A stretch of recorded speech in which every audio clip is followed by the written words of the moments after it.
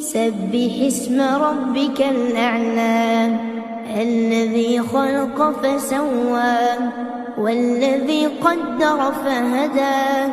والذي أخرج المرعى فجعله غثاء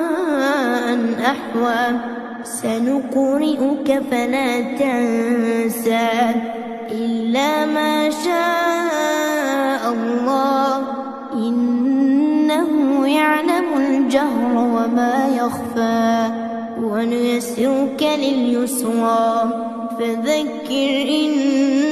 نفعت الذكرى سيذكر من يخشى ويتجنبها الأشقى